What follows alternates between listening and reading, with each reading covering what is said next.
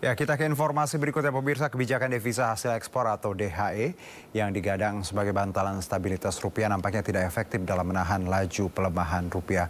Menko Perekonomian menjelaskan bahwa pemerintah masih akan melakukan tahap sosialisasi kebijakan DHE dan menyebut akan melakukan evaluasi dalam waktu dekat. Kebijakan devisa hasil ekspor yang telah dikeluarkan sejak akhir tahun lalu digadang-gadang menjadi kebijakan yang akan memperkuat posisi rupiah terhadap dolar. Nyatanya dalam menghadapi tekanan kondisi global, rupiah terus mengalami tekanan sejak bulan lalu. Menko Perekonomian Erlangga Hartarto menjelaskan bahwa pemerintah masih terus melakukan sosialisasi atas kebijakan tersebut. Selain sosialisasi, pemerintah juga akan mengevaluasi kepatuhan eksportir dalam menyimpan devisa hasil ekspor di dalam negeri yang akan dilakukan bersama Bank Indonesia.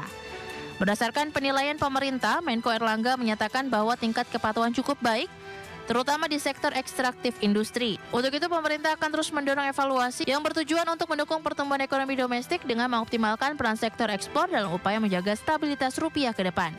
Ya, ini kan masih proses yang berjalan. Dan ini kemarin kan baru sosialisasi sampai dengan bulan Desember. Jadi terus ini kita dorong. Masih apa strategi ke depan misalnya menarik lebih banyak? Ya, tentunya devisa hasil ekspor terus kita sosialisasikan, terus nanti kita akan melakukan evaluasi. Berdasarkan catatan, pada akhir Maret 2024, cadangan devisa Indonesia mencapai 140,4 miliar dolar atau mengalami penurunan signifikan dari posisi bulan sebelumnya. Pada Februari 2024 yang mencapai 144 miliar dolar Amerika yang menandakan Bank Indonesia terus mengintervensi pasar demi meredam anjloknya rupiah yang terlalu dalam di pasar.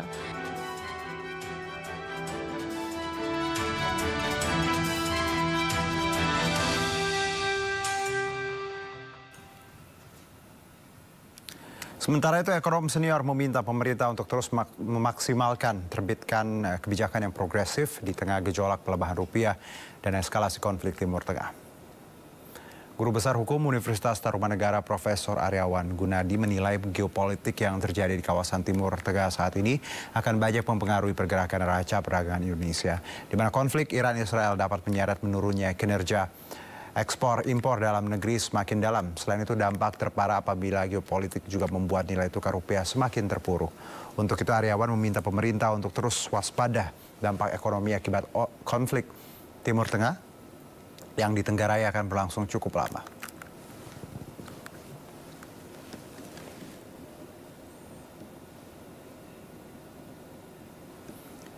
Baik, dan harga emas naik hingga 1,2 juta per gram. Toko emas di Bekasi, Jawa Barat diserbu warga.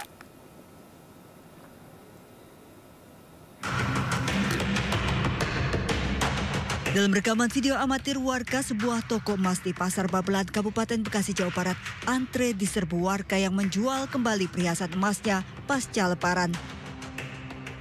Sempat terjadi kerumunan, bahkan antrean mengular. Warga menjual perhiasannya untuk memenuhi kebutuhan sehari-hari, terlebih toko emas tutup selama libur Lebaran. Karena libur Lebaran, kebetulan libur kita itu lama, sekitar 1 minggu. Jadi kemarin pas buka, orang-orang yang pada mau jual tuh numplek di satu hari gitu, datang di satu hari yang sama. Dampak dari perang dan krisis global, harga emas di pasaran kerap tidak stabil. Lonjakan harga emas drastis namun kerap turun secara tiba-tiba. Sepekan setelah Lebaran, harga emas logam mulia sempat melonjak mencapai 1,4 juta rupiah per gram. Namun harga emas pada Selasa 23 April turun menjadi 1,2 juta rupiah. Meski kerap tak stabil, namun banyak masyarakat yang memilih logam mulia emas sebagai investasi jangka panjang karena dinilai minim resiko. Tim Liputan iNews melaporkan.